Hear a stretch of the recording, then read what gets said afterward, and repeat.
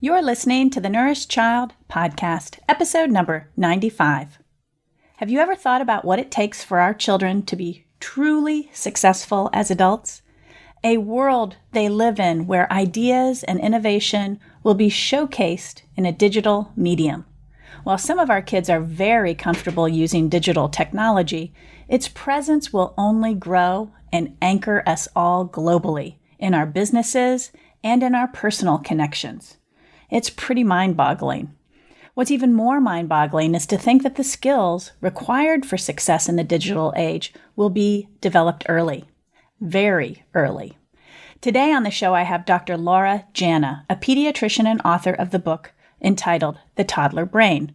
You'll learn about toddler brain development, how to nurture learning and intelligence, and how to foster the essential skills, what she calls key skills, to succeed in school, business, and life. We talk about nutrition, building skills, and why connection and the variety of ways you can do it with toddlers is so very important to their success.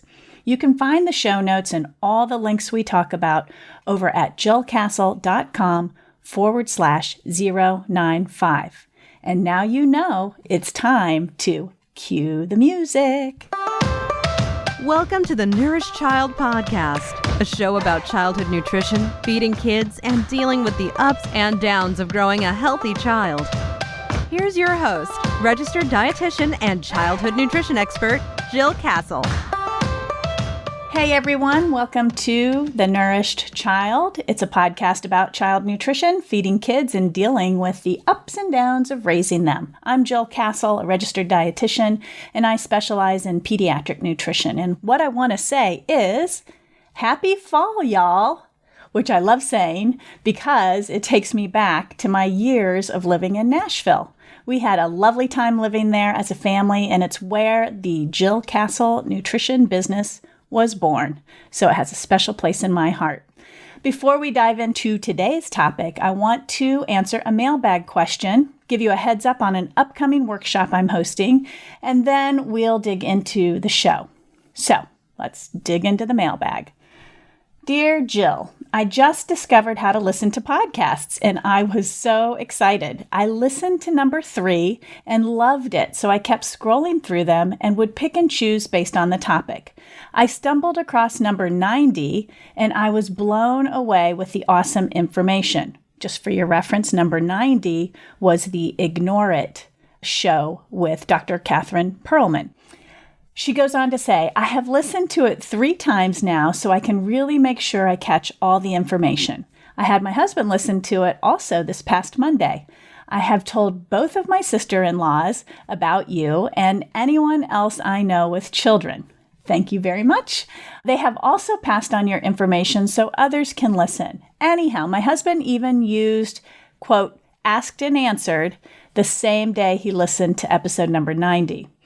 So this listener goes on to ask a question of Dr. Catherine Perlman as a follow-up, and this was her question.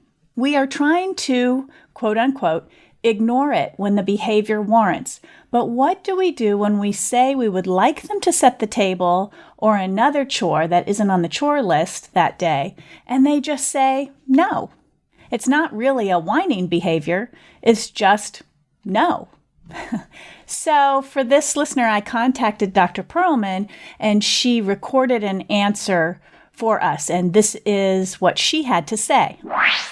So usually kids are ignoring parents because they can. So when you say, I need you to empty the dishwasher or set the table, and then the kids ignore you, they're basically saying, what are you going to do about it? And usually the answer to that is nothing. So if nothing's going to happen and there's no requirement set up for me to do this, then I'm just going to say no. And 9 times out of 10, I'm going to get out of doing it. I'm just going to look busy. I'm going to go to the other room, and kids can get up all kinds of things. So a lot of times when I'll ask my kids to walk the dog and they say, no, why do I have to? And then I say, well, why do I have to? There are things that we do in the house because we're required to help out. It's a communal living situation, and some of us do more than others, but even younger kids can help out. So what I recommend is having clear expectations for the behavior you want. So if you say to set the table, you expect the table to be set by 6 p.m. before dinner. So that makes it so you don't have to nag, but you get the table set. And then you also have to have an expectation for what will happen if the table is not set. So if the table is not set by 6 p.m., then you also have to do the dishes. Or you lose book time at night, or tuck in, or after dinner, you usually get a half hour of a TV show or your iPad. You lose that if the table is not set. There, you've set the clear expectation. You've said what will happen if it doesn't happen, and then that's it. So you ask the kid to set the table, and then you back away. You get busy doing other things. Sure, if you want to give one reminder, hey, the table isn't set, you have a half an hour left, but then say nothing else. Then you have to put in the consequence. So the table's not set, you have to put in the consequence. If you think it's going to be too difficult to get your kid to empty the dishwasher as a consequence, then take something away. That's something that's in your control. And guaranteed your kid will have a complete and total breakdown because you're taking away bedtime stories or the iPad or whatever makes sense for your family. And that tantrum is actually a good sign. It means the child is understanding what's happening and it's unpleasant. Because then tomorrow when you say to set the table, the kid's going to do it right away because they don't want the consequence again. The mistake most parents make is that they don't put in the consequence and they get into a lot of arguing, and then the parent does it anyway, and the child can see they can just get out of it. Or they get a lot of attention for ignoring the parent's request, and that only reinforces the behavior again. So set clear expectations, put in consequences that you state up front, and then follow through. I promise things will get better once you follow through a couple times. The kids will learn they can't avoid these tasks and they won't ignore you anymore. So this listener goes on to ask me, we have definitely used after dinner treats as rewards. It was that way when I grew up also. We are now trying to figure out how to offer or allow a small bowl of ice cream or something similar after dinner without it seeming like a reward.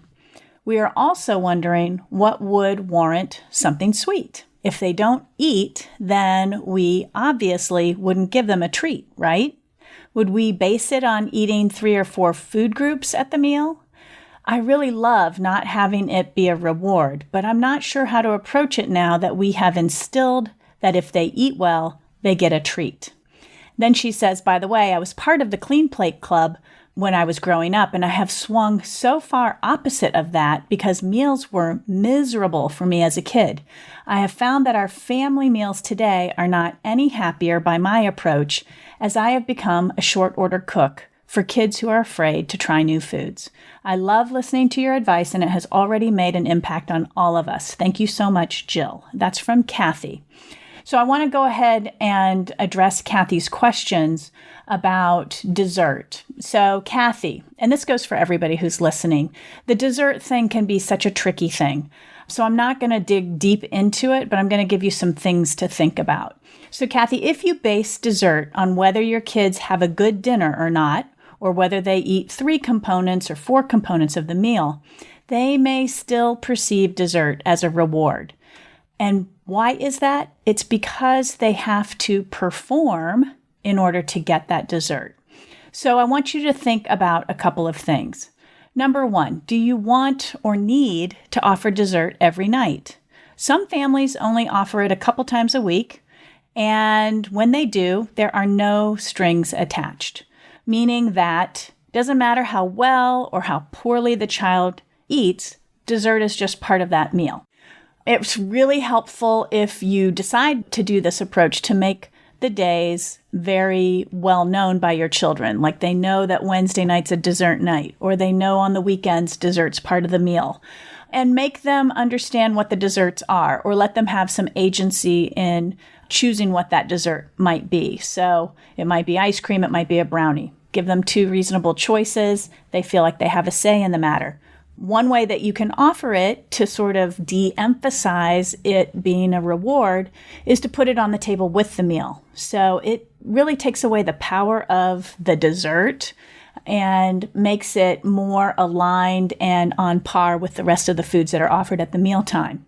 Another thing to think about is that including fruit with your dinner meal can be very helpful for children because it already is naturally sweet. Plus, as a parent who's offering nutritious meals, it adds nutrients and nutrition to the meal when you include dessert. To dress it up a little bit, if you want to, you can top it with some whipped cream or some frozen yogurt or just some Greek yogurt, flavored vanilla Greek yogurt, something like that. You can just throw a few sprinkles on top just to dress it up. But dessert doesn't always have to be a sugary, sweet treat. It can be fruit, dressed up or served on its own. Now, on the other side of this whole picture, I want you to think about this as well. If they decide that they're not eating and you decide that they can't have that treat or sweet that you've included in the meal, that is withholding, or even can be considered as punishment from a child's perspective, which is a form of what the research calls coercive control or a controlling feeding style. So even threats of taking away dessert will fall into this category as well. So those are just a few high-level things to think about. Obviously, every child is different. Every family is operating differently. But I do know that your thoughtful approach to when and how you serve desserts can very much have the power to neutralize them. I do cover this more in the details of this in my course, The Nourished Child Blueprint, which I'm currently revamping for release in 2020. I'll tell you guys all about it when we get closer to the release date. But this is a very common concern and question that parents have. And it's really just a matter of thinking through it thoughtfully and coming up with your sweet strategy and sort of gradually backing out of some of those habits or routines you've already set and just reshifting things to a different place. Okay, quick announcement before we dive into this show. In November, actually on November 12th, I'm hosting a live parent workshop on the topic of family-style meals. I haven't completely decided the title yet, but folks are weighing in for me over on Facebook. It's between Dinner Without Drama, Dinner Time Peace, and Eat in Peace. I'll let you know what wins out soon, but I will also let you know that I am really leaning heavily towards eat in peace because it's a phrase my mom used to say to us when I was a kid. When we were around the family table, she would say, "Everybody, let's just eat in peace." And we all knew that meant calm down, start to behave, and get it together. So I think I'm going to name this workshop Eat in Peace. And the subtitle will be a step-by-step approach to happy, healthy, family-style meals. So you'll learn about the benefits of family meals, how to get family-style meals started, how to navigate them when you have big eaters, picky eaters, or very young children, how to connect around the table, what to say, what not to say, and more. Registration will be open on or around November 1st, and I'll be announcing all the details to sign up on my Monday morning newsletter. So if you are getting that, you'll get the announcement. If you are not getting the newsletter, go to jillcastle.com and you can subscribe there right on the home page, or go ahead and head to the show notes here, jillcastle.com/095, and you'll find a sign up link there as well. So on to the show. I'm so excited about today's show. I think toddlers are absolutely fascinating. I could sit and watch them play and explore and interact with their world all day long. You can really see the wheels turning. And in my years of working with families, though, I know toddlers are one age group that stresses their parents out. When parents are in my office, they apologize for their toddler's behavior, the messes, the interruptions, the distractions they stir up. And did I say the messes that they make? Parents get frustrated with their toddlers. They won't eat. They can't get them to do what they want them to do. And they fear or are fearful of the big meltdowns and tantrums. But to me, this is part of the toddler package, and it's a beautiful part. When you understand toddler development and what's going on upstairs, the bothersome behaviors start to make a lot of sense. So today, my guest will help us better understand what's going on with toddler development, or why toddlers behave the way they do, specifically when it comes to their brain development. So there is a lot in this show you'll want to unpack. if you're sitting down, grab a paper and a pen. There's some things you'll want to write down. First, though, let me tell you a bit about my guest. Having first received a BS degree in cellular molecular biology, Dr. Jana earned her MD from Case Western Reserve University and completed her pediatric residency at UCSF and Rainbow Babies and Children's Hospital. After several years in private pediatric practice, she co-founded the Dr. Spock Company, one of the first online health sites in the late 1990s, and subsequently her own company, Practical Parenting Consulting. Dr. Jana is nationally recognized for her more than 2 decades worth of ongoing efforts to promote healthy lifestyles for children and practical parenting advice to new and expectant parents. She serves as a consultant to a wide range of academic and government organizations, nonprofits, and corporations. She's appeared on The Today Show, CNN, NPR, Good Morning America, ABC News, NBC News, and Fox News, and has been quoted extensively in outlets such as Time, People, WebMD, Parents Magazine, The New York Times, and USA Today. Dr. Jana served as founder and 9-year owner-operator of Primrose School of Legacy, a premier 200-student educational child care center in Omaha. So, folks, you are in for a treat. She's a wealth of knowledge. You'll get a lot out of this show. I encourage you to listen to the end. It is a full show. We are probably at an hour or a little bit over. So if you have to break this up into 2 listening sessions, go ahead and do that. And as a reminder, you can find the show notes and all the links to Dr. Jana's TEDx talks and everything else, her articles, her books, over on jillcastle.com/095. So here's Dr. Laura Jana. Hey, Laura, welcome to The Nourished Child. Well, thank you. It's a pleasure to join you. I'm super happy you're on the show. And I have to say, this isn't the first time we've spoken to each other. And we have run in the same circle. We're both advisors for Brainiac Kids. And I'm a huge fan of your work. So I'm delighted to have you on the show today to talk about brain nutrition. Well, thank you. And I could say you had me at the nourished child part because clearly we share a passion for helping children live healthy lives. And we have lots of intersects in terms of that mission. Yeah. So you're a pediatrician, and I was very interested to learn that you were also a preschool owner. I didn't know that about you. So tell us a little bit about yourself and how you sort of conduct and live your life at this juncture and your journey to this point. Well, it could be a long and complicated answer, but I'll spare you that part. In the big picture, I am a pediatrician. I trained in pediatrics, having majored in cellular molecular biology, went on my straight and narrow path, went right into pediatrics and started practicing clinical pediatrics. But I also had the opportunity to meet and then work with Dr. Benjamin Spock, who at the time was the world's most famous pediatrician back in the 80s and 90s. And because of that, ended up getting pretty quickly into a very large-scale effort towards helping parents, right? So as I was doing parenting communications on a very large scale. And it helped me put the two worlds together, right? Academic medicine, pediatrics, molecular biology sorts of things. And saying, yes, but how is that relevant to parents on a day-to-day basis? And how do I help them understand what they need to know to raise happy, healthy children? Along the way, I had 3 of my own. So I had 3 children in 3.5 years. I married my surgeon husband. And between us, with no family around, we were like lots of families short on high quality childcare access. So I did what one might do, and I decided to open my own. So I was part of a franchise system, and I owned a Primrose School, which is an educational childcare center.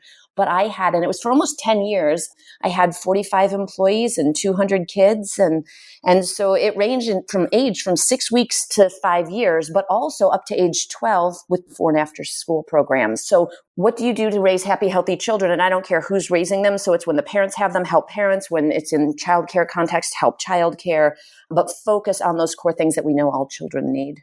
Mm-hmm, mm-hmm. Wow. So I had 4 kids in 5 years. So, so we have another commonality.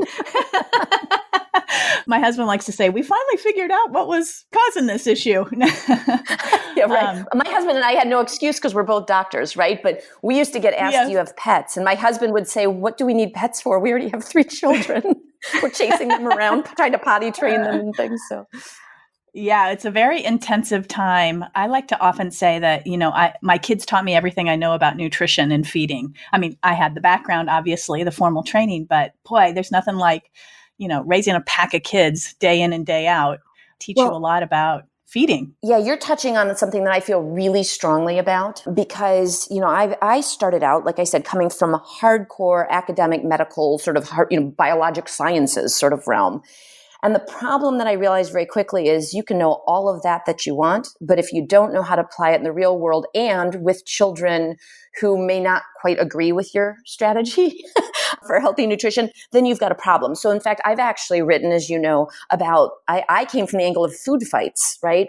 And it was about winning the nutritional challenges. It was one of my earlier books. And it was about winning the nutritional challenges of parenthood, saying, I may not be the supreme expert on nutrition. That's you, right? But I know enough nutrition to know that you can't just tell a parent in your pediatric office to do something, or you can't just say, let's do it, but then have 200 kids sitting in a childcare center and they say, yeah, no, thank you. Not quite those terms, right? So what I really have focused on for decades now is how do you make the message palatable, and not even just palatable, but something that really people can engage in, be excited about, and understand. I did not make up this concept. Another fellow nutrition advocate did, but it's the idea of that nothing's healthy if it ends up in the trash can, right? So, or down the drain. So you have to make it so that things taste good, that they're appealing, that people understand why they're doing it, and they're motivated to provide their kids those foods or serve it in a childcare setting, whatever it might be. Yeah. We have a saying, it's not nutrition unless it's eaten. And I think Dale Hayes. That's where I got it from, Dale Hayes. Yes, love the phrase. Yes, it makes so much sense. So we're going to talk about The Toddler Brain today. It's a book that you wrote, your more recent book. Yes. Tell us how you came to write that book. So interestingly, I never actually even considered myself an author now that I have too many books to my name to mention. But the point being that I was working on how do we get messages out to parents that are usable, practical, and translate all of this science that we're getting. And what I saw about, 8 years ago was really this kind of groundswell around the idea that we understand early brain and child development better than we ever have before. It's not that no one ever thought the first 5 years was really important, but we are now getting down to the level of connecting neurons in the developing brain and neuroimaging that lets us see that happening. And we know at much more certainty about how the brain develops and what we can do to help foster healthy development of the brain. At the same time, I saw that in a lot of our everyday activities and things that we do as parents and in education and in health, the first 5 years are sort of neglected. Like we get that warm and fuzzy feeling about them. Like everybody loves babies. And if you advocate for babies, they think you're a nice person. But it wasn't being given the level of, seen as with the level of importance that it should. And so I took it on. And the reason I say that is because people now think of me as an early childhood person. I actually care about children even when they're not in early childhood anymore. In fact, I care about them when they're not children anymore, right? But the fact that it was being neglected. So I sat down and I said, listen, what we now know about early brain and child development is really important. But on the practical side, I happen to know that there are very few parents who can sit down and read a book while they have, young children, unless it has like a big red dog on the cover or something, right? I mean, reading this stuff is tough. So how do I distill what we know about what's happening in the world, what we know about early brain development, and we know what the important role of a caring, responsive adult is in all of this, and try to package it so you say, if you just get this concept in mind, you can apply what we now know and you don't miss this really important window of opportunity. Does not mean that it's all done after age 5, but don't miss that first 5-year opportunity. As you move into the rest of the years, you can keep applying the same concepts. And in fact, I tell people the irony is that the toddler brain applies to all ages. It just starts in the early childhood years. Mm-hmm. And this is a side question because what occurs to me, and I've observed over the course of my career, is that I remember back in the early 90s, we were focusing on teenagers so much, their growth, their development, their eating habits, and educating teenagers. Then we moved to school age kids in the early, second 2000s. And let's educate school age kids and get school nutrition in the schools. And then we've sort of been gravitating towards the preschooler and early childhood. And to me, it's like, in a lot of ways, it's backwards. We should be starting. Go ahead. What are your thoughts on that? Well, you can hear me chuckling as you say this, because I keep saying to people, do we not see the pattern here? Like, we do this with lots of things. It's great to tackle adolescence. And then you go, oh, wait, maybe if we had done something a little sooner, we could have prevented that. And then we say, well, let's start a little bit earlier. And then we do that. And then we say, well, if we start even earlier. That's happening across sectors, actually. It's not just a pediatric problem or a child problem. This is no different, right? And I think in part what we're finding now is that we have the ability to take in more and more data and actually try to make sense of it, right? So that, because as you know, I think it's very easy, just as, in the general public, to take for granted research that we get that says if you feed a baby something, whatever you do or don't do during their earliest years, that you can impact their earnings in jobs or their high school graduation rates or something. They're so far apart in time, and there are so many confounding variables, things that can influence that I think we've kind of been lulled into the sense of, oh, why don't you study that? And then you prove it. And then and it's complicated. I think we now have the ability with technology and big data and everything to start to really use data to confirm what we already thought. As we do that, we're finding across all sectors, the earlier you go, the bigger impact you have. And that there are people who are looking at, for example, that we're going to decide heart disease is a disease of childhood. We just didn't know it because we didn't see the earliest signs. We weren't looking for them. We couldn't see them. They're like microscopically small, whatever it is. The same holds true with nutrition, which is I think that we've, for decades, if not longer, had the mentality of sort of, does it really matter at this age? Later on, when you're a teenager or you're in college and you want to be an elite athlete, now you need to pay attention to what you eat. Then the nutrition is building up a foundation for health, just like the education in early childhood is building up a foundation for, healthy, educated children. So that's where I see that trend across all of it. But I see that, and by the way, I actually start half of the talks I give. I'm doing a lot of public speaking these days on the subject, and I talk about it as upstream innovation. People love to be innovative. And in the business world, people are very clear. You want to get it right. You want to make it less expensive, more effective. You go upstream. And then they're usually talking about like the supply chain, sourcing your product, your components to make your product. I'm talking about it as upstream innovation, looking into early childhood. Right? Because we know that that's where the foundation is being laid. And there's nothing, I use the example of STEM education. So science, technology, engineering, math. And now people say STEAM to include the arts. Okay. I always say, I don't know how we convinced ourselves that STEAM education starts in middle school. 7th grade, we're going to do STEAM education. And now the kids are going to learn all these important skills that everybody wants them to have. When I could tell you how the foundation for those skills start when you're gardening with a 3-year-old. Right? I mean, it's a continuum, and all of these things are a continuum. It's just helping people realize what happens in those early years actually is the foundation of what's going to be a continuum for lifelong health and thriving. Right. Like building a house. It's the foundation. And then you have the framework. And then you fill out the decorations. Yeah. And you don't build a house without a strong foundation. Like, we know that. Right. So why we would do that in these other areas doesn't make sense. And as soon as people get that kind of mentality around this, they see how valuable it is to spend some time thinking about healthy nutrition or early childhood education or early health sorts of things, all the areas that I've been focusing on now. So we're going to get into what it does take for kids to grow up and be successful in the 21st century. But before we do, I want to give the listeners sort of some background on brain development and what the science is telling us about children. And then in turn, what actually is going on. How is that foundation being laid? Sure. So here's the big picture overview. And again, this is a really deep area of research and science now, but here's the quick version on baby brain science and what we know about the developing brain. First of all, babies are born with more neurons, so brain cells, than there are stars in the Milky Way. Okay. Fun fact. It's a lot, right? Like you don't have to be able to comprehend. It's a lot. And the thing is, it's not just how many cells they have. So those neurons then go about the task of learning to communicate with each other, right? They're not all, shouldn't just be standalone. And over those earliest years, the first 3-4 years, what happens is you see a whole lot, like I said, even with imaging, we can see a whole lot of neurons connecting, and those connections are called synapses. So making those connections are really important. And for our future discussion on brain nutrition, we know that there are definitely nutrients that are involved that need to be present to make those synaptic connections, the way that neurons connect with each other, function, full efficiency, right? Be able to communicate really efficiently with each other. But I always tell people it's not just he or she with the most connections wins, right? What also happens, ages sort of 3 to 5 range, is we start to see a decrease in the number of connections, which is a little puzzling, right? Until you understand that it's a matter of you want to strengthen the connections that are used. The body, the brain naturally prunes away, gets rid of ones that aren't used, right? Because if you can imagine, billions of connections. And that happens, that connecting of neurons happens at an incredibly fast rate, right?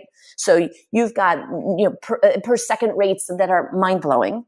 And then you get the pruning away. So then the fundamental question becomes, what can you do to help facilitate connecting of important, neuron connections in the developing brain? And that's where you and I come in, because it's a caring, responsive adult that is literally responsible for connecting neurons in the developing brain. In other words, the experiences that babies have, and most particularly their interactive social experiences, literally shapes brain architecture for babies. And that is a fantastic design, right? If those interactions are talking and cooing and singing and playing and reading books with babies.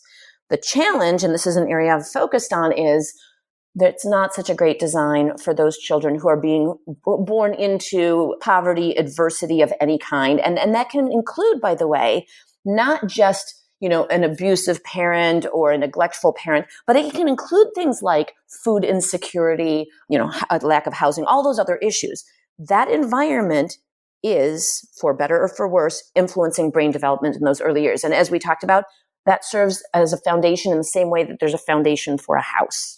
I did an interview with Bob Murray. I don't know if you know him. He's a pediatrician as well. And we talked about some brain development stuff. And one of the things that he said was one of the worst things you can do to a young child is neglect them in terms of their developing brain. That's exactly the point I'm getting at here. And in fact, we'll get to the nutrition part. We know nutrition is really important for brain development, but there's a classic study with follow-ups to it that shows that the caring, responsive adult, so the social stimulation and that sort of caring interaction with young children, is as important, not just for the developing brain, but the overall physical growth of a child as nutrition. So you can't, children don't do well without others. And I think people would tend to think, wow, you need nutrition, which you do for healthy development, but they don't realize that caring, responsive adult shared interaction is as important even for physical growth, not just emotional outcomes for children. And that's what I think is both intriguing and also a real opportunity, right? For us to be more intentional about what we do in those early years, not discount. I always say, that pat on the shoulder says, wow, you must be a really nice person because you like to coo with babies.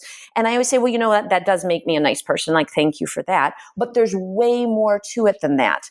Like that is literally what we need for this healthy foundation to be laid for children, as much as making sure that they get the nutrients they need and, the adequate nutrition to grow. They need that just as much. Yeah. The act of feeding a child is such an opportunity to create that kind of physical connection and emotional connection. And in today's world, parents are so busy and oftentimes they're not using that as an opportunity to connect. And Jill, you bring up a really good point. And the way I've sort of figured out how to distill this one down so that it's really obvious for people and they can be sort of motivated by it is that I say in the 20th century, we got really good at concentrating, distilling, and siloing everything, right?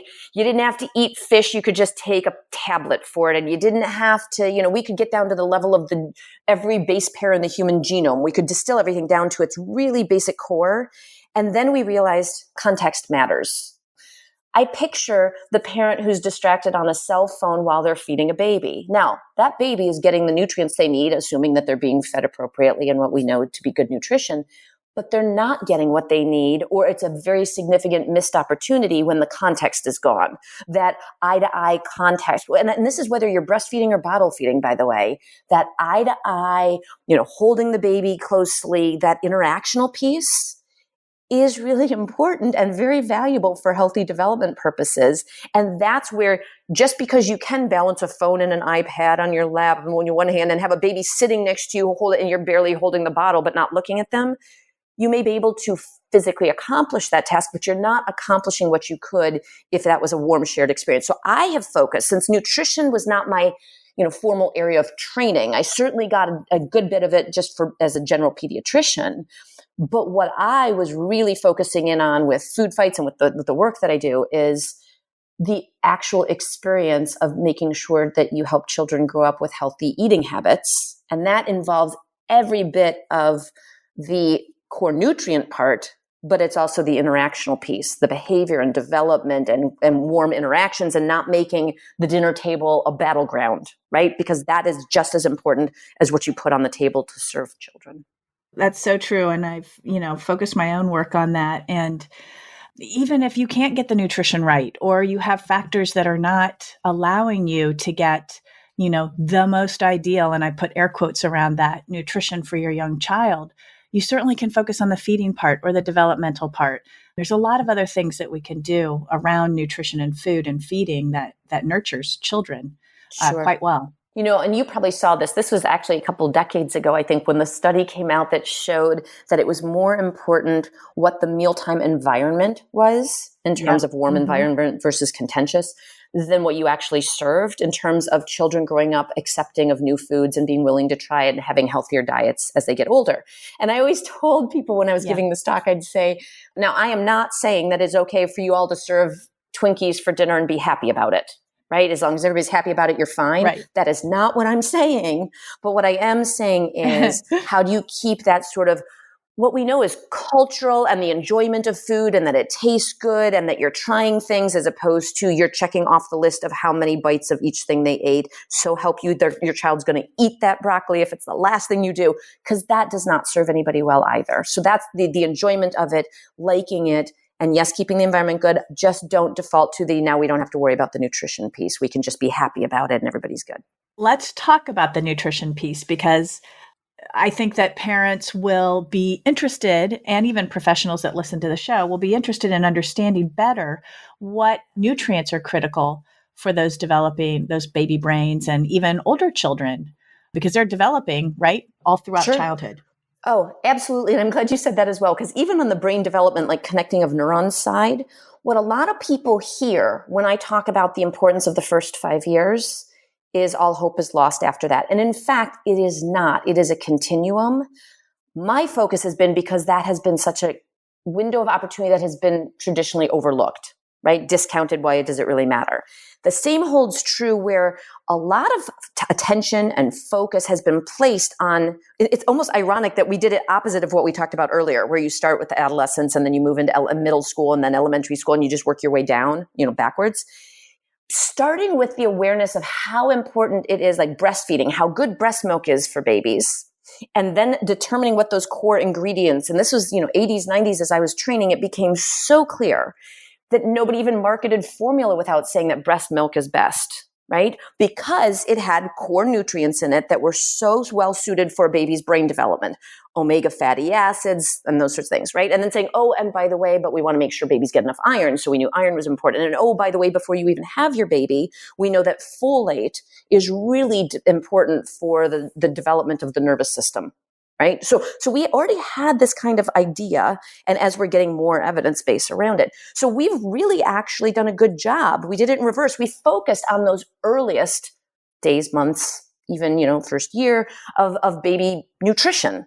Okay. Because people have all heard this message, right? Breast is best. Here's what formula does to try to be most like breast milk. And you get these things, omega fatty acids added in, and then you've got your iron and also. So babies is where we started on that one. And then actually what I see is a reverse, which is And then you say, welcome to the world of trying to feed a toddler, where you're into table foods and like this big giant array of things, a lot of which are somewhat of what I always have said is a slippery slope, because we know that there's a taste preference for sugar. And then all these things are meant to be appealing to young children, and the less healthy they are, usually the more appealing they are. And sometimes just because of pure marketing, right? Like the marketing brilliance of these things.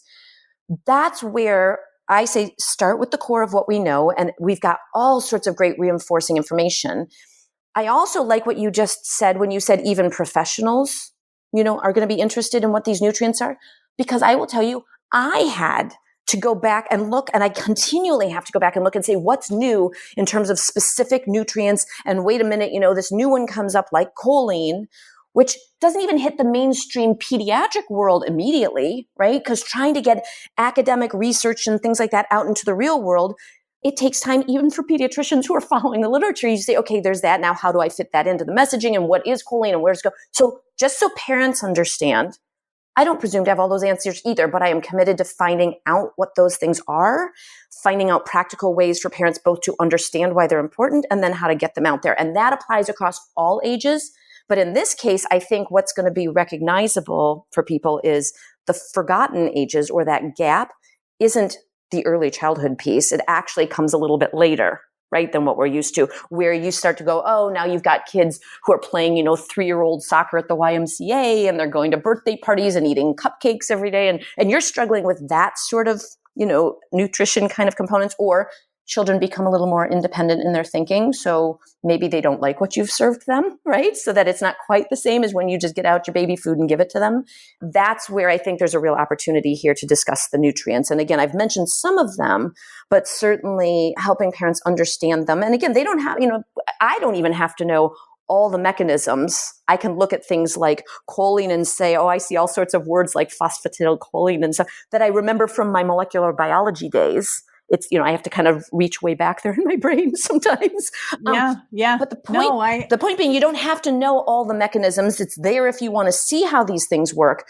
But what I tell people is really useful is keep up on the recommendations. What is being recommended? Because when you get organizations like the World Health Organization, and you get the big USDA National Health Survey, right, which everybody in nutrition is aware of, telling you what the recommended amounts of these things are, you can assume they've done their sort of due diligence about, here's what we think is important enough to make it a recommendation for people for what their kids should be getting in nutrition terms.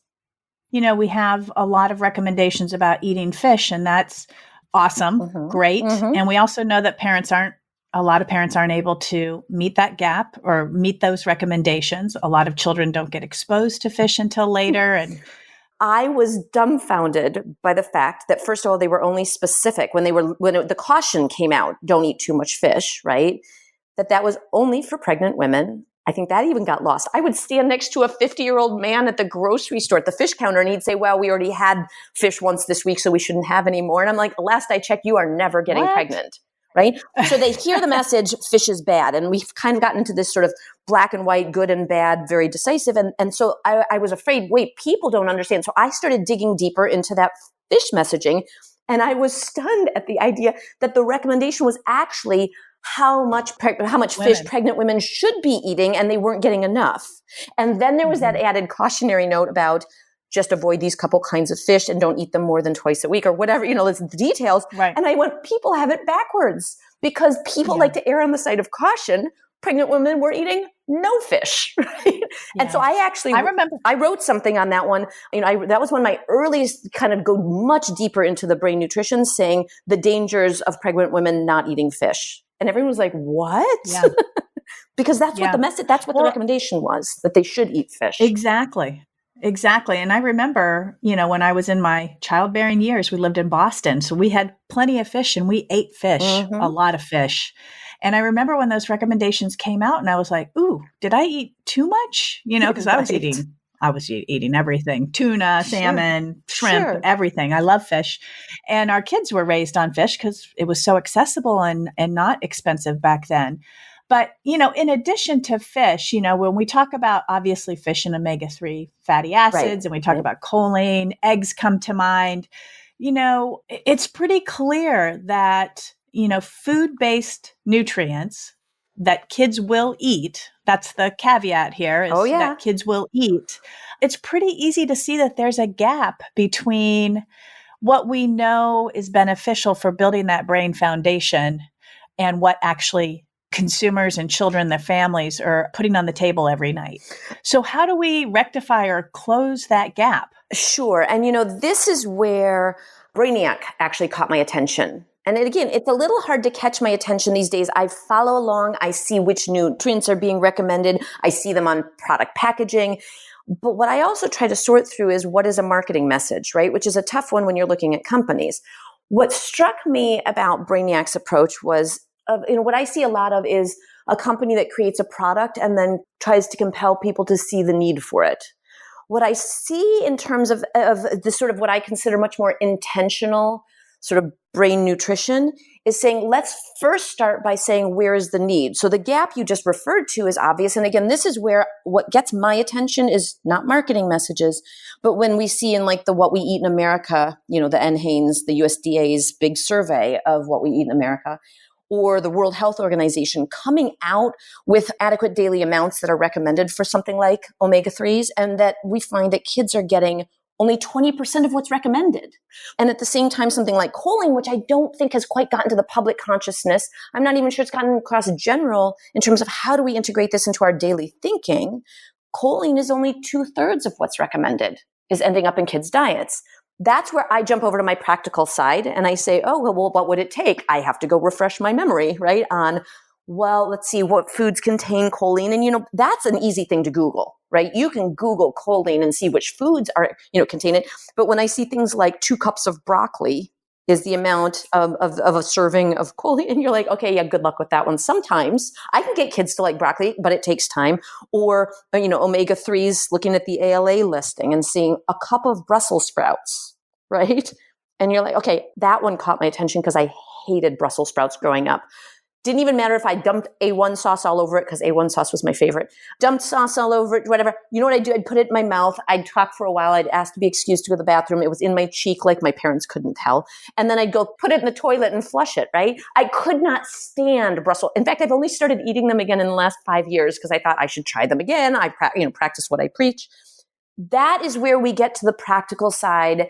And what really gets me interested, where my expertise really comes into play, because again, I don't presume to be the ultimate expert on nutrients and the biochemistry, nutritional biochemistry and things. I know enough to pay attention. And then I say, okay, we need to figure out ways, this is where I say palatable ways, and not just you can tolerate it, like hold your nose and swallow it, because that does not last very long. Does not matter whether it's exercising at the gym or eating a cup of Brussels sprouts. What are ways that parents and children, like the whole family, should be getting these things? But we certainly know this sort of forgotten age of children. How do we help them fill that gap? Get kids what's recommended by these leading organizations in the nutrition world. That's where I get excited about, again, this is why Brainiac got my attention and how we've ended up getting to talk together, because it's not as common for me to see a company that says, we're going to make something that tastes good, that children will love, that, oh, by the way, has less sugar and more protein and things that everybody's kind of striving for anyways. And, at the same time, you're getting the equivalent of a cup of Brussels sprouts or equivalent of 2 cups of broccoli in a serving, right? Like that to me is where I think that sweet spot is. And again, do not mean sweet spot in terms of sugar, right? Because that's where we even use the expression, because we know everybody loves sugar, but this is a different kind of sweet spot where we get the nutrition that we know kids need and that they're not getting in a form that they're going to want to keep eating, and make it more of a lifelong habit, as opposed to you can get them to do it for a while, but when you're not looking, they're not going to do it. They're going to go flush their Brussels sprouts down the toilets. And it's not to say that parents shouldn't continue to work on, developing preference for fish and including it in the day, in the weekly diet and trying all these other foods. Because I think it's oftentimes a confluence of all these things together that gets us where we want to be. Well, I'm glad you said that, Jill, because absolutely. The last thing I'd want to leave people with is the impression that if you just, pop a pill, take a thing, you don't have to do the rest of that, because I actually have been very vocal about the fact that you should continue to expose kids to new tastes and flavors, that whole real foods are really important. I'm married into an Indian family, and I have children who at the age of 1 would eat raw onion and suck on a lemon, right? Because That was part of the Indian cooking that they were exposed to through my mother-in-law, and spices and things. So, on the healthy side of exposure, but same thing with fish. Then you don't become a short order cook while you're eating fish because you're trying to be healthy for yourself, but your kids are eating something that is prepackaged, quick and easy to make, but not healthy. So absolutely doing both. But we already have a long history of recognizing the importance of fortifying things, right? So putting, folate in things, vitamin D in things, giving iron supplement, all those things are important, serve a purpose. That does not mean stop trying to eat the healthy, whole foods at the same time. Yes. And so that's a good point for parents out there who are listening is, we can close these gaps. Absolutely. We can close them in a lot of different ways, but how nice to be able to have an additional food like yogurt that serves, again, an additional pathway towards meeting these needs that are so important for children. Well, and you mentioned yogurt, and I don't know that I'd said it, but obviously that's the first of the product lines for Brainiac. And that's, I think it's actually a really smart one too, because as much as we look about what kids' needs are for these nutrients, yogurt is popular. I like yogurt, right? I mean, and so I eat it every day. Right. And so the thing is, I know if it works for me, if it works for my children, I can picture it working, in a childcare setting. I can picture it working in a setting where kids are resistant to eating Brussels sprouts or broccoli. I mean, I can kind of look at all these everyday practical places. Yogurt is such a good place to start because it's sort of liked across all ages.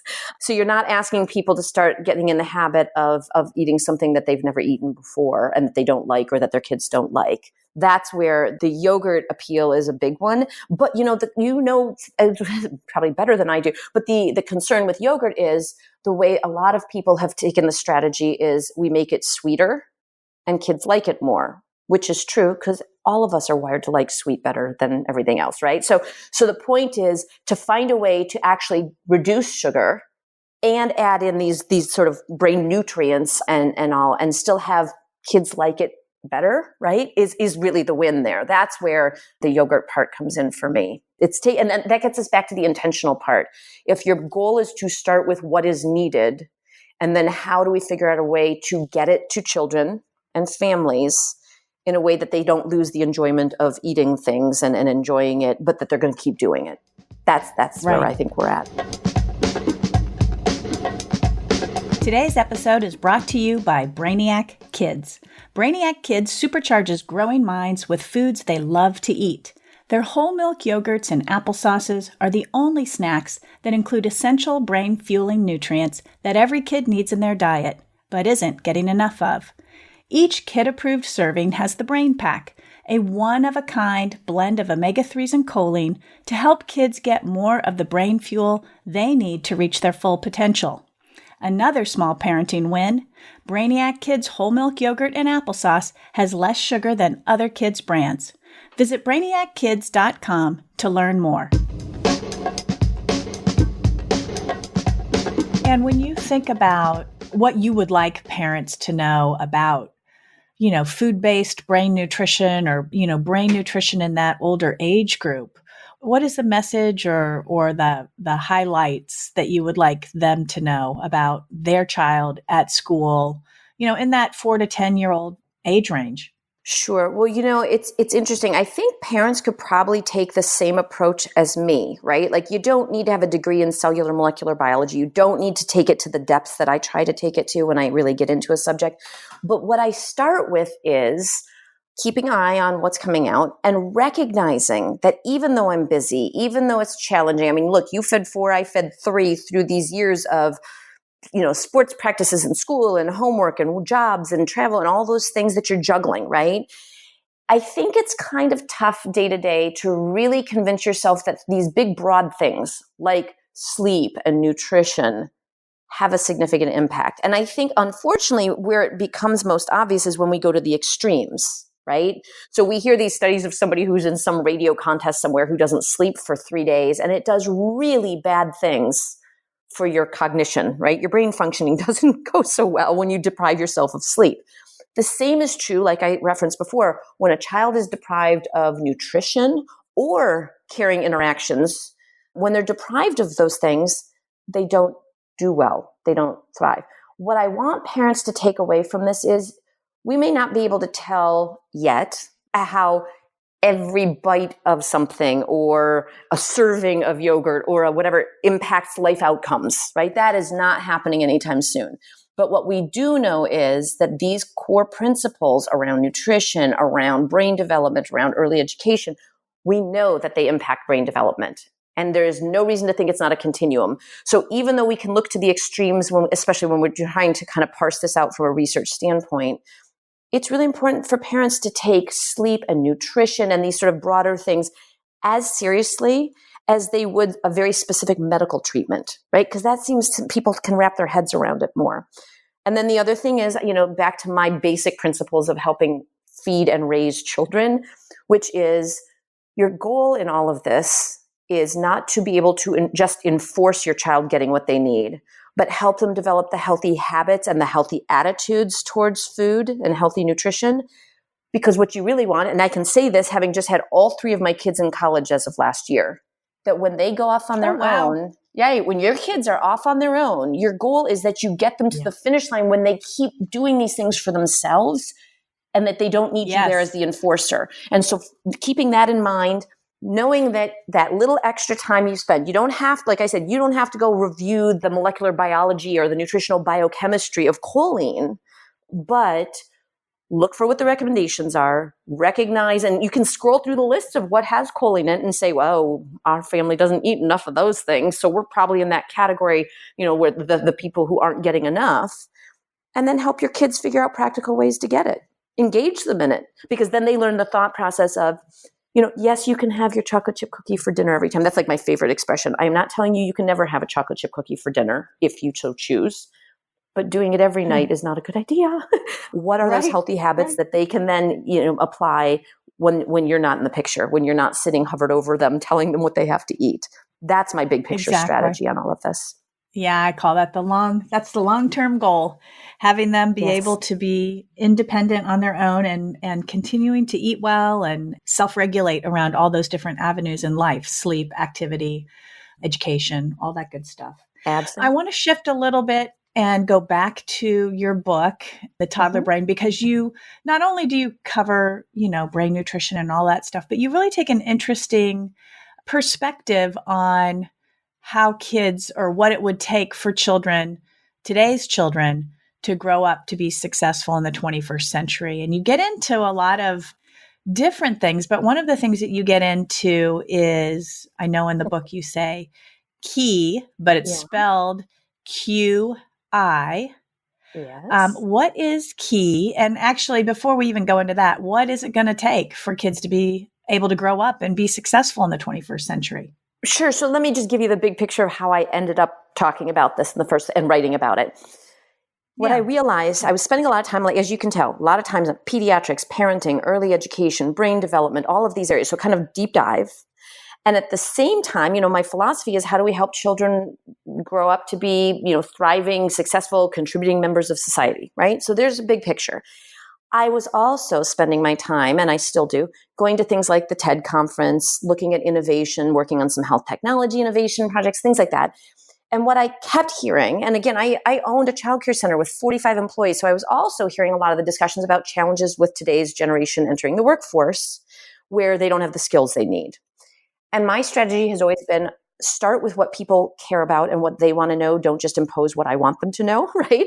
So I said, well, everyone's really interested in skills. And what are these skills? And as you can tell, I've given this talk many times, because here's the laundry list: communication, collaboration, teamwork, adaptability, resilience, grit, perseverance, the ability to fail and adapt instead of quit, emotional intelligence, all of those things.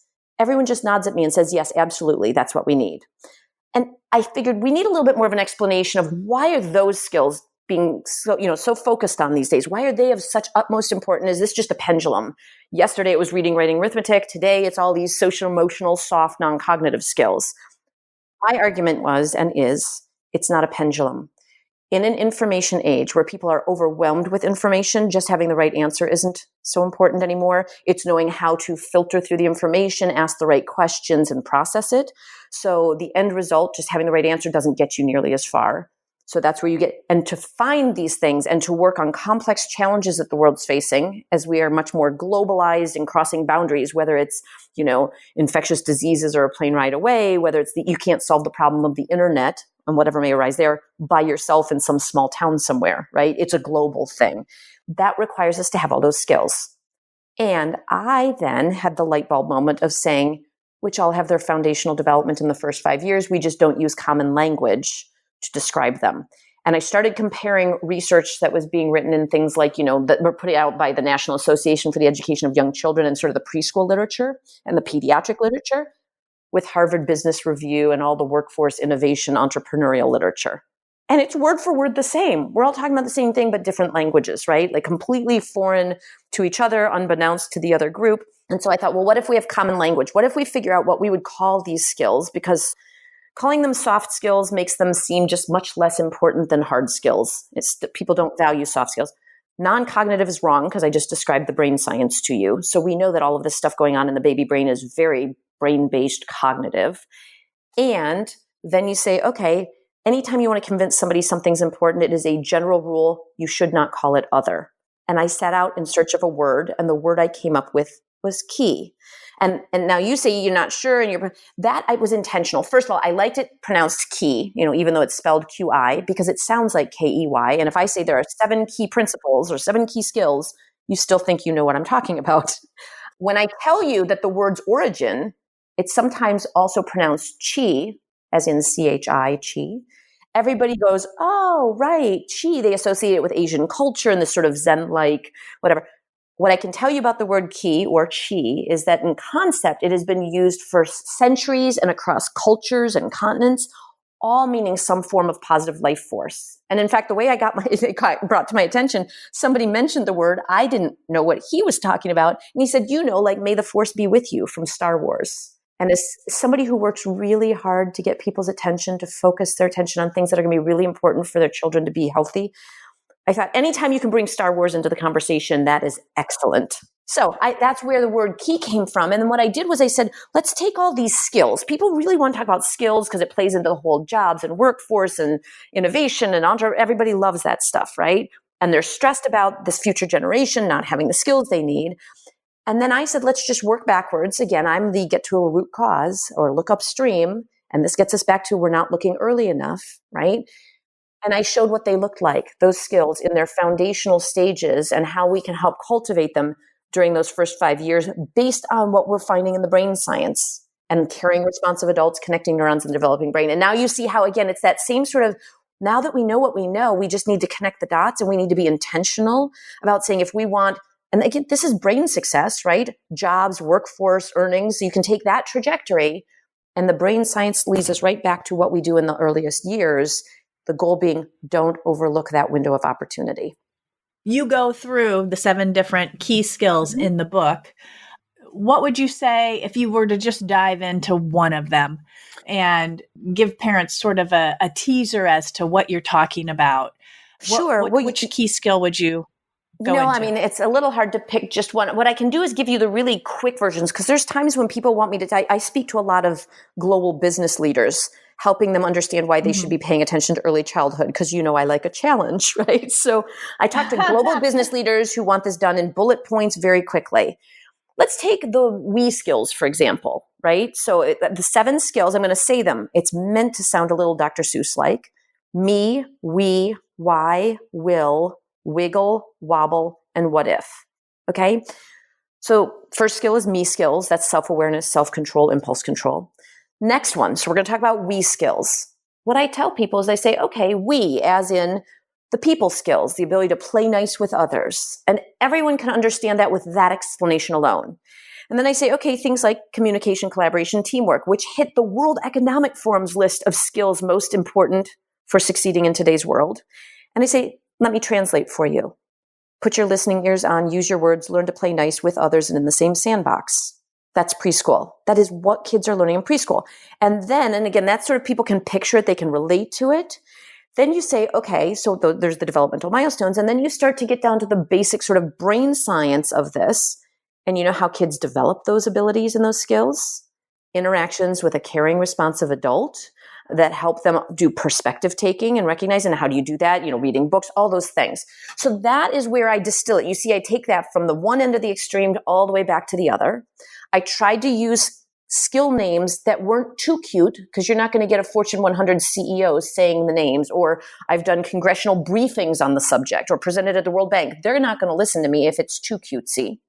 At the same time, I wanted people sitting and watching their 2-year-old to say, oh, look, they're using their we skills today. Like what a great, or they're working on them, or knowing when they should expect them to be developed versus unrealistic expectations of them. When it fits with, by the way, because you mentioned the nutrition part, in the Toddler Brain, I had to figure out a framework to try to take all this massive information and research about early childhood and package it in a way that's really easy to digest, right? Really easy for people to understand. The 2 areas I really wanted to make sure were included, even though they weren't a formal skill, was sleep and nutrition, as I've already explained, right? Really important. Sleep, what you'll find is it's integrated into the examples I use all throughout the book. Me skills, your impulse control, for example. Yeah, that doesn't function so well when you're sleep deprived. And we know that as adults, right? The nutrition piece was a little harder to fit into that framework, except that it is very clear that none of this happens without good brain nutrition, right? And so it's in there in little bits and pieces, like references to it. But the foundational concept is all of this is happening early. We can connect it to these life outcomes, whether it's health outcomes, education outcomes, job outcomes, workforce. But all of that is dependent on things like good nutrition. And we can see that all along. And it's dependent on a caring, responsive adult and those early years laying the foundation.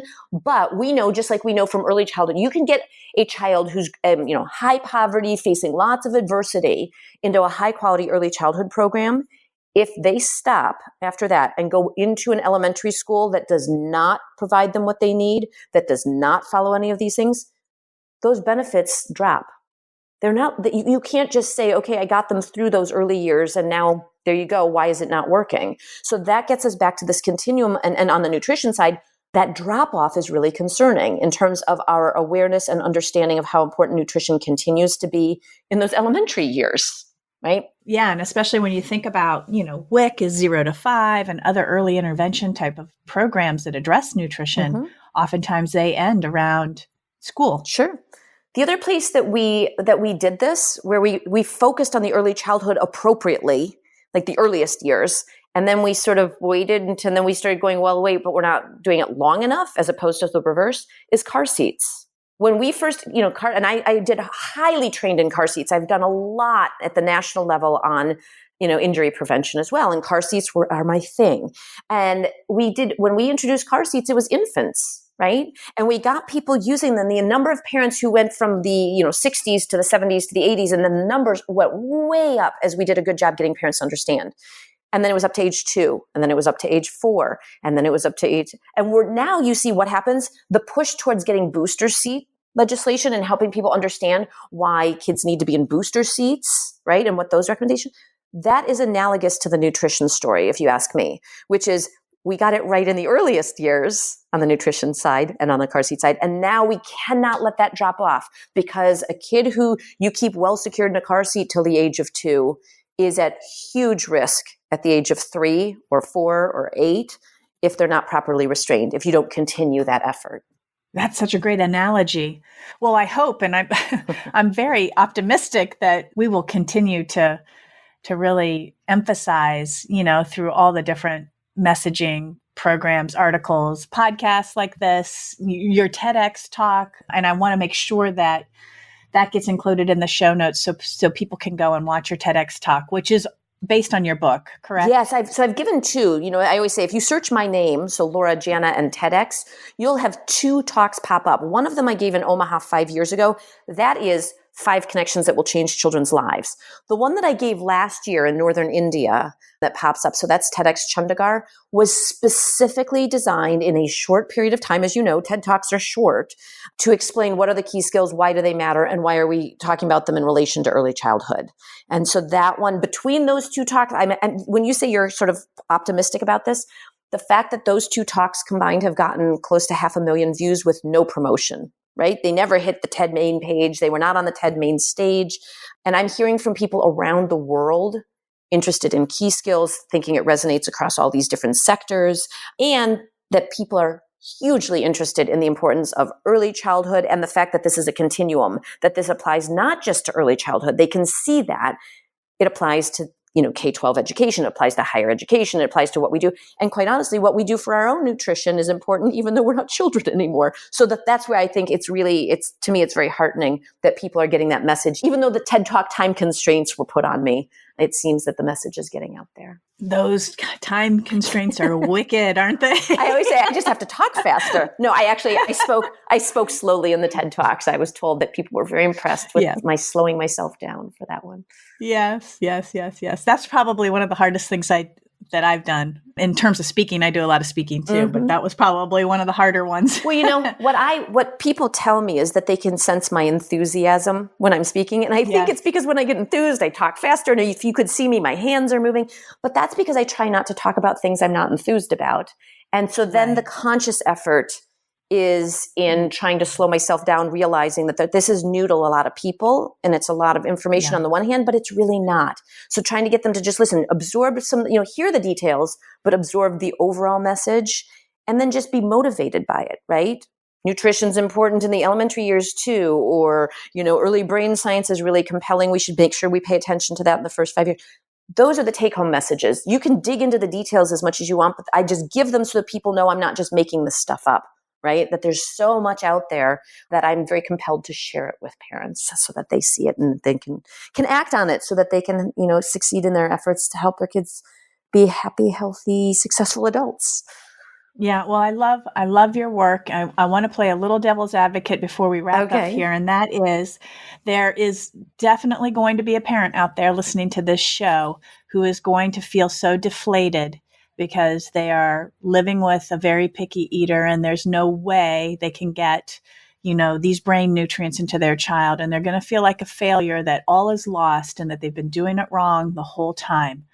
What message do you have for that parent? Well, I have a really strong message for that parent because as somebody who's focused on parenting, and I've been called a parenting expert, I just am learning as I go and sharing what I learn.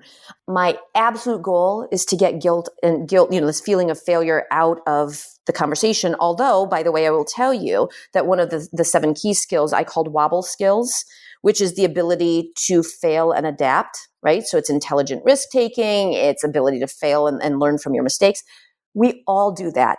I am the first one to say, I'm out there as a parenting expert, and I will tell you, I have made so many parenting mistakes. There isn't one right way to do this, but what I like is based on what you now know, when you take, these are basic, by the way, executive function skills that develop at their fastest rate in the first 5 years, but basic ability to take in new information, process it, and change what you do based on what you've just learned. Okay. So again, made the point for the importance of the first 5 years, but for parents, think of parenting that way. None of us know quite what we're doing, and the environment and the context keeps changing. So look up and see where we're trying to get our kids. That's like our North Star, right? Where do you actually want them to end up at the end of all of this? Realize you will make mistakes, more so when you're tired, right? Hungry, upset, frustrated, whatever. We all do it, and this isn't about getting it right and perfect. And I think social media and the posts about whose kids do something and then who does it first, fastest, best, posted on social media so everyone else can feel like, a failure is at parenthood. Get past that. This is just day by day. How do you help? What works? If that doesn't work, you weren't getting it, you didn't know about it, right? Don't waste any time feeling like a failure, and you do what you can, because we all work within our constraints in terms of the reality of what we're able to do. But realize that the single most important thing you can do for your child, you absolutely can succeed at no matter what else you do. And that is being a caring, responsive adult. I did not say responsible because that's a judgment call. What I'm saying is caring. If your child knows that they have a parent who cares about them, supports them, doesn't have to agree with them all the time, can discipline them on those things, that is the single most important thing for children, whether it has to do with happy mealtime behaviors or it has to do with the connecting of neurons in the developing brain. And that parents can succeed at, while the rest of this they figure out like the rest of us as we go along. Caring, responsive parent. Absolutely. I love it. Laura, thank you so much. Where can people learn more about you, get your book? I know you have a website. Where can people connect with you? sometimes a neglected website, but yes, but it's drlaurajana.com. The Toddler Brain is readily available on Amazon and in bookstores. And as you mentioned earlier, if you listen to my 2 TED Talks, you would get a really good sense of this big picture, and that would get people sort of the additional information, or if they want to review what we've talked about.